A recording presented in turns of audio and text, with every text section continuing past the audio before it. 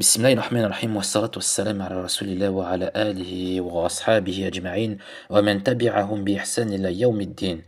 رب اشرح لي صدري ويسر لي أمري واحلل عقدة من لساني يفقه قولي. Assalamu alaikum wa rahmatullahi wa barakatuh, en espérant que vous allez tous bien, en espérant que ces vidéos et ces rappels vous sont utiles. Et aujourd'hui, j'ai décidé d'introduire la médecine prophétique. Donc, on va commencer à l'introduire et comprendre ce que c'est, connaître son histoire, son utilité dans le temps, à l'époque de notre prophète sallallahu alayhi wa sallam jusqu'à aujourd'hui. Alors, avant de commencer, il faut comprendre une chose. Allah subhanahu wa ta'ala nous dit qu'il n'a pas fait descendre une maladie sans son remède, et ça, on est d'accord. Mais ça va dépendre du cas par cas, c'est-à-dire qu'il y a des personnes qui vont être touchées au niveau de la digestion, ils vont être touchées au niveau du mal occulte, d'une possession de djinn, ils vont être touchés par... Voilà, du cas par cas. Du cas par cas. Et c'est pour ça qu'en fait, on introduit chaque médecine, parce qu'elle est différente. Si une personne a besoin de thérapie, on va la rediriger dans celle-ci. S'il y a des personnes qui ont besoin d'une médecine du corps et du cœur, on va la diriger vers la médecine prophétique, la spiritualité, une science religieuse, un retour vers Allah et la sunna. S'il y a des personnes qui ont besoin de, je sais pas, moi juste de l'écoute, ou répondre à certaines questions de leurs problèmes vis-à-vis des doutes, on leur conseillera un peu tout, un peu de lecture du Coran, voilà, de la thérapie. Ça va dépendre vraiment de chacun. C'est pour ça qu'aujourd'hui, j'introduis une médecine particulière. Pas tout, elle va pas englober tout, mais une médecine prophétique. Et beaucoup de personnes, en tout cas, confondent. Ou alors ne comprennent pas ce que c'est. On entend souvent médecine, Tibbou, Nabawi, j'entends Habba Sauda, j'entends miel, j'entends c'est quoi ça? Alors pour commencer, Allah subhanahu wa ta'ala dit dans Surat Al-Isra, وَنُنَزِّلُ مِنَ الْقُرْآنِ مَا هُوَ شِفَاءٌ وَرَحْمَةٌ لِلْمُؤْمِنِينَ. Nous faisons descendre du Coran ce qui est une guérison et une miséricorde pour les croyants. Toutes les choses qu'on introduit dans cette chaîne, ou que vous entendez, ou ne serait-ce que dans la ruqya, dans la sunna, tout cela de toute façon c'est une manière de se soigner. Tant qu'il n'y a pas de shirk, tant qu'on n'associe rien à Allah, tout est bon à prendre. Tant on associe par là et on fait les choses correctement, Allah nous a donné plein de remèdes sur terre, des plantes, du miel, de la thérapie, de la médecine du cœur, connaître introspection de soi-même, plein de choses, machallah. Et c'est ce qu'on va voir aujourd'hui. Je ne pourrais pas faire trop long, mais en tout cas, on commencera déjà à introduire cette science. Alors, le Coran, c'est une guérison spirituelle, morale, ça on le sait. Il inspire aussi une hygiène de vie. Une hygiène de quoi? De vie. La médecine prophétique, elle prend en compte, d'accord, le corps, jasad, le cœur, qalb, et l'âme, ruh. Et c'est pour ça que Ibn al-Qayyim, rahimahullah, il nous a donné une citation. Il nous dit quoi? La médecine prophétique ne s'adresse qu'au corps sain et au cœur vivant. Et on va s'attarder dessus. C'est quoi un corps sain et un cœur vivant? Justement, le corps sain, d'accord, ça signifie des corps qui ne sont pas trop déformés par des modes de vie modernes contraires à la fitra. La fitra, c'est quoi? C'est la saine nature humaine.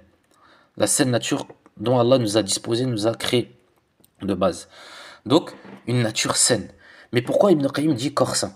Parce que si, par exemple, mon métabolisme, il n'est pas réactif à la nature, il n'est pas réactif aux plantes, aux aliments prophétiques, le miel, le habba saouda, si mon corps n'arrive pas à recevoir ces soins, parce que justement, j'ai pas une hygiène de vie saine, je ne respecte pas la sunna, je ne dors pas correctement, je mange mal bouffe, je me purifie pas selon la sunna, selon le Coran, je laisse mon corps justement sale, sans soin. Ibn al-Qayyim, il critique justement ces malades dont le corps est saturé et déséquilibré à cause de la malbouffe, les émotions extrêmes, quelqu'un qui est tout le temps en colère, tout le temps en stress, la négligence de l'hygiène que le prophète sallallahu alayhi wa sallam nous a appris, que le Coran nous apprend aussi. Il explique en gros que même la meilleure des plantes, écoutez bien, même la meilleure des plantes, elle ne sera pas efficace.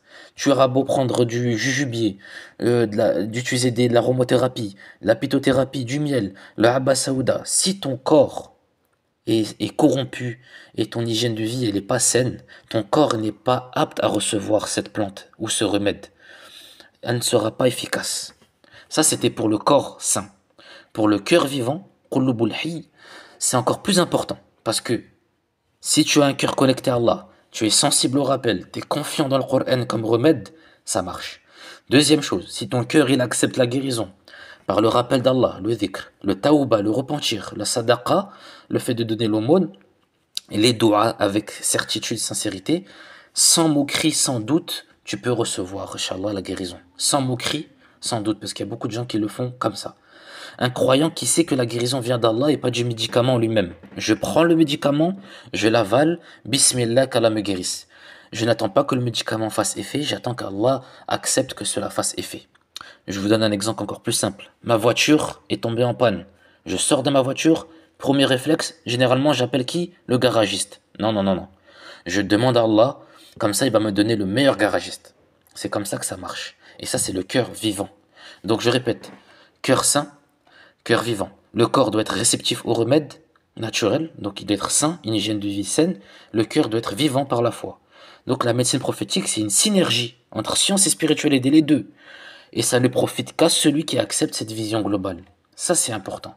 Là, sinon, tout de suite, là, après, on bloque. D'accord? Alors, il y a des maladies qui existent, justement. La maladie du cœur, qalb, c'est souvent les doutes, les waswas, les passions, les désobéissances. Et on a une preuve dessus, où Allah dit dans le Coran, surat al-Baqarah, fi qulubihim maradun fazadahumullahu marada. Il y a dans leur cœur une maladie, et Allah a augmenté leur maladie. On voit que le cœur peut devenir malade à la désobéissance, au doute, au waswas et aux passions excessives. Deuxième maladie, c'est le corps, jasad. Et ce corps, il peut être touché par la fatigue, des douleurs chroniques, des douleurs, des troubles digestifs, etc., des migraines.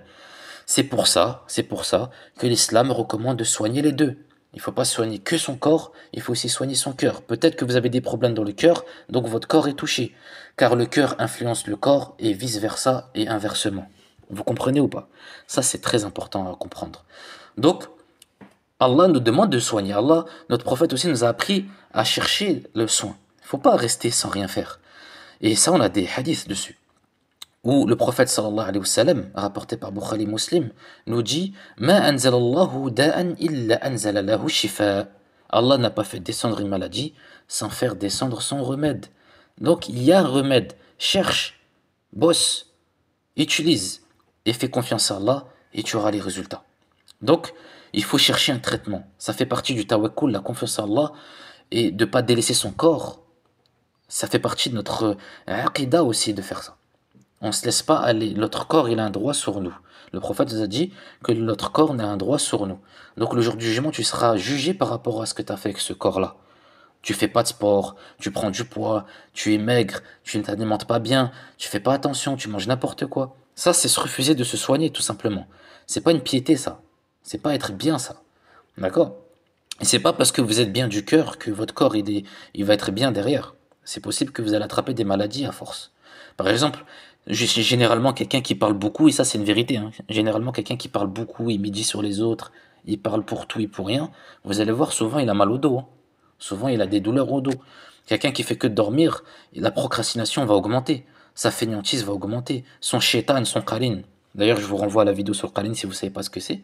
Son shaitan qui le suit, son qarin, il va profiter de cela pour lui induire en erreur, pour appuyer sur ses symptômes et procrastiner dans le temps. Vous voyez, être trop stressé, trop angoissé va nous ramener à des maladies aussi. Donc voilà pourquoi on a expliqué tout ça juste avant. Maintenant, je vais vous donner un petit cadeau. Et ça va être, c'est des caractéristiques de la médecine prophétique. Ça va être basé sur le Coran, ça va être basé sur la Sunna et la compréhension des salaf, des prédécesseurs, des savants, de nos savants, des grands savants. Ils nous disent que la prévention avant tout. Donc l'hygiène, on avait dit l'alimentation, la hijama que je vais parler tout à l'heure, le dhikr, le rappel d'Allah.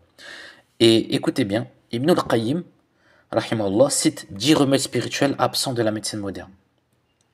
La croyance, la foi en Allah, le guérisseur, ça c'est première chose. Notez, hein, si vous voulez.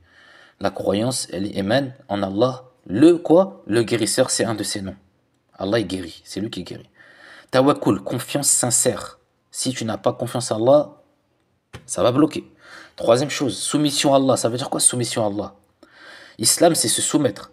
Soumission à Allah, c'est faire les obligatoires, éviter les interdits. Faire ce qu'Allah aime et s'éloigner de ce qu'Allah n'aime pas. Donc si vous ne faites pas ça, bismillah, c'est pas trop tard. Quatrième chose, invocation, dua, avec certitude. Faites des duas en étant sûr de que ça marche. Ne faites pas des duas en étant incertain. Ça serait remettre en cause la divinité. Sixième chose, repentir sincère, bien sûr. Ne pas ne pas, je sais pas, laisser son péché comme si c'était rien. Si vous avez des péchés graves, repentez-vous sincèrement en appuyant bien sur le fait que c'est un péché.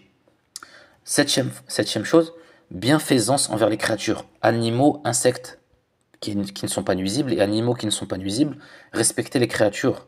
Je vois beaucoup de personnes taper les animaux pour s'amuser, écraser des insectes pour s'amuser, mentir sur les humains, médire sur les autres, attaquer, mentir. Tout cela, ça joue sur votre guérison. Si vous n'êtes pas bon envers la créature qu'Allah il a créée, et bien sûr vous allez bloquer. Huitième chose, aider les affligés. Si vous avez la possibilité d'aider les affligés, les gens qui sont dans le besoin, aidez-les. Visitez les malades, atteints d'une maladie ou les plus atteints. Parce qu'on le sait tous qu'Allah il est auprès des malades. Donc visitez-les, il se peut que Allah vous donne la guérison grâce à cela. Et dixième chose, c'est le plus important, c'est d'accepter l'épreuve, accepter le destin et patienter. Voilà, ça c'est Ibn Qayyim qui vous fait cadeau de cela, notre grand savant. Donc profitez-en. Et bien sûr, ça se travaille, hein, ça se travaille. Bien sûr, on continue. Et là, on va parler des remèdes prophétiques. D'accord? Et la sunna de notre prophète sallallahu alayhi wa sallam, c'était la hijama. D'accord? Hijama, c'est cupping. C'est-à-dire, c'est une science que le prophète sallallahu alayhi wa sallam utilisait pour se soigner. Je vous laisse rechercher ce que c'est globalement. Vous allez trouver. Donc, la hijama, ça sert à équilibrer les humeurs. Les humeurs, c'est une sorte de code de science au niveau de la médecine qu'ils avaient à l'époque. Donc, je ne vais pas trop en parler. La purification naturelle. C'est une purification naturelle. Le prophète sallallahu alayhi wa sallam disait le meilleur de vos traitements, c'est la hijama, rapporté par Ahmed. La hijama, elle va être faite par quelqu'un de professionnel qui va placer les ventouses ou les peaux dans les endroits stratégiques du corps. C'est une anatomie, c'est une science. On va pas aller voir le petit schnock qui est dans un banga avec un couteau qui va vous charcuter là le corps. Non, ça se fait avec quelqu'un de science qui s'y connaît, qui va pouvoir placer les ventouses ou les peaux dans le meilleur endroit. Et pour les personnes qui sont très malades, je le recommande 3 fois par semaine. Pour les personnes qui sont moyennement malades, on va dire, 2 à 3 fois par mois. Et les personnes qui sont en super bonne santé, alhamdoulilah, qu'Allah vous préserve, 1 fois par an. Ça, c'est bien, la hijama, c'est une sunna. Je le recommande à tout le monde. Il n'y a pas de problème. Pour les personnes qui ont des soucis de sang, des problèmes dans le sang, ils peuvent faire la ventouse sèche, pardon. Donc ça, j'en discuterai pour une vidéo entière sur la hijama. C'est compliqué à expliquer en 2 3 minutes. Mais voilà, c'est une science, c'est une sunna, c'est une remède. On a aussi, par exemple, le miel, le asal, où Allah Ta'ala nous dit dans le Coran, Fihi shifa'un linnas. Il contient une guérison pour les gens. Donc, pareil, Abba Saouda, la graine noire. Le prophète sallallahu alayhi wa sallam nous dit c'est un remède contre toute maladie sauf la mort. Sahih Muslim. Alors, je m'arrête dessus. Parce que là, vous voyez, encore une fois, on nous indique des remèdes. On nous dit le miel, le Abba Saouda, mais il y a un petit problème. C'est qu'il y a des personnes, ils vont nous dire, ouais, ça marche pas. Ah, j'ai pris la Abba Saouda, ça marche pas. Ah, j'ai pris le miel, ça marche pas. Comment ça se fait? Déjà, est-ce que vous avez respecté les 10 commandements que Ibn al-Qayyim nous a ordonné de faire, on va dire, pour être sûr d'être dans le bon chemin? Déjà, ça n'a pas été fait. Deuxième chose, c'est que si on ne vous donne pas une prescription, vous n'êtes pas suivi par un thérapeute qui vous dit comment mettre cela, la posologie, la méthodologie, la prescription. Parce que si tu prends du miel 1 fois par an, c'est sûr que tu n'as pas de résultat. Si tu prends le miel du jujubé, par exemple, qui est bien pour le ventre, tu le prends 2 fois par semaine, après tu arrêtes pendant des mois, c'est sûr que ça va pas fonctionner. Si tu prends l'Abba Saouda avec de l'eau coranisée ou autre, tu le bois, après tu arrêtes pendant des mois, t'es pas assidu dans ton traitement, tu as abandonné, c'est sûr que ça n'aura aucun effet sur ton système immunitaire. Donc oui, encore une fois, il faut un thérapeute. Et c'est ce qu'on propose ici dans notre centre de Washifa. C'est encore une fois, je profite de le dire, c'est que ici, on a ouvert ce centre pour ça, pour vous donner justement des meilleures prescriptions possibles et avoir un suivi. Mais vous prenez du miel, du Abba Saouda, oh, le prophète il m'a dit, ouais, dans le Coran c'est marqué, après vous le prenez comme vous voulez, sans aide, sans science, vous allez voir aucun savant, et vous prenez ça comme ça, il vous dit, ouais, c'est bon, ça passe. Pourtant, avec un médecin, s'il vous dit de prendre 2 fois le Doliprane par jour, vous n'allez pas dépasser la dose. Parce que si tu le fais, tu peux avoir des complications.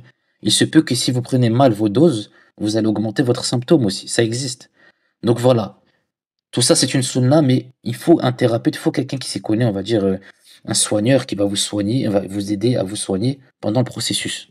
Ok? Donc c'est une médecine à redécouvrir, vous voyez? Et j'aimerais expliquer quelque chose. Parce que beaucoup de gens disent que la médecine prophétique, eh bien, c'est juste ce que le prophète faisait, ses habitudes, tout ça. Oui, oui, oui, c'est pour ça qu'on appelait la médecine prophétique. Mais il faut comprendre une chose. Si Allah ne nous avait pas fait descendre cet homme avec le meilleur des comportements, le meilleur des caractères, qui nous a appris la spiritualité, le comportement, comment il se soignait, qu'est-ce qu'il nous a recommandé, de base, il y aurait aucune médecine jusqu'à aujourd'hui. Il faut comprendre que les savants se sont basés beaucoup sur la sunna et le Coran pour avoir toutes les sciences qu'ils ont aujourd'hui. Et dans le verset de Ayat Kursi, Allah nous dit: «Il accorde une science à qui il veut». Allah, il n'accorde pas une science à n'importe qui. Donc, si aujourd'hui on a des savants qui ont découvert des nouvelles médecines, il faut comprendre qu'ils se sont basés de base dans la spiritualité grâce à Allah, sur Allah, bah, bien sûr grâce à Allah, ils se sont basés aussi sur la sunna de notre prophète. Et grâce à cette science, grâce à cette lumière, Allah leur a donné d'autres lumières, d'autres sciences. Donc, bien sûr que ça s'appelle médecine prophétique, malgré tout que tu as découvert des nouvelles sciences. Même si Ibn al-Qayyim, par exemple, a découvert des nouvelles médecines, c'est la médecine prophétique quand même. Parce qu'il s'est basé dans sa spiritualité, dans le fait qu'Allah lui donne la science. Et aujourd'hui, par exemple, si moi je suis médecin et je vais opérer des cœurs, si je respectais les conditions de spiritualité, il se peut que j'opère mieux le cœur que n'importe qui. Parce qu'Allah il va me donner de la baraka. Et c'est ça qu'on recherche. C'est pour ça qu'on appelle ça médecine prophétique. C'est un peu biaisé, on va dire, ce nom. Parce que il est mal expliqué et aujourd'hui, les gens, ils pensent que c'est que sunna, sunna. Mais oui, c'est global. Et d'ailleurs, la médecine prophétique, elle ne remplace pas la médecine moderne. Elle la complète et vice-versa. On rejette ni l'un ni l'autre. Vous faites votre médecin traitant et vous faites votre médecine prophétique à côté, traditionnelle. Il faut comprendre qu'elle vise la santé globale, hein, la digestion, l'alimentation, l'équilibre mental, la spiritualité. Et ça, c'est très important. D'accord? Cette science, elle a été oubliée. Elle est une lumière pour ceux qui veulent vivre, qui veulent la vivre selon la voie du prophète sallallahu alayhi wa sallam. Donc, il est temps de revenir à une médecine connectée à Allah. Agissez, cherchez au Coran, à la sagesse des savants. Donc voilà, tout ça c'est l'introduction à la médecine prophétique. Bien sûr, dans chaque remède, il y aura des détails à apporter, des remèdes, des solutions, des prescriptions. Inch'Allah, dans cette chaîne-là, je ferai le nécessaire dans ces vidéos où, on va dire, ça dépend des réseaux dans lesquels vous me suivez, d'apporter un maximum. Inch'Allah ta'ala. Et pour cela, je vous demande une chose, de soutenir, de me faciliter la tâche, de mettre le pouce s'il le faut, de partager, de s'abonner, de suivre, Inch'Allah ta'ala. Donc voilà, ça c'était l'introduction, alhamdoulilah, en espérant que cela vous a aidé. N'hésitez pas en commentaire aussi de dire votre avis, de demander, voilà, si vous avez des questions, donnez votre avis, si vous êtes d'accord ou pas d'accord. Bien sûr, si vous avez des bons arguments, vous voulez débattre sur certains sujets, ça ne me dérange pas du tout. On a le droit d'être d'accord et pas d'accord. Je n'incite personne à rejoindre ou à me suivre dans tout ce que je dis. Ceux qui sont intéressés vont être intéressés, ceux qui ne le sont pas, bah, dites-moi pourquoi, avec des arguments, sans traiter, sans être voilà, dans la moquerie. On ne demande pas ça. On demande justement justement que vous développez votre avis sans problème, Inch'Allah. Donc voilà, soutenez, partagez, faites le nécessaire, Inch'Allah ta'ala, en espérant que cette vidéo vous sera utile. Wassalatu wassalam ala rasulillah. Wassalam.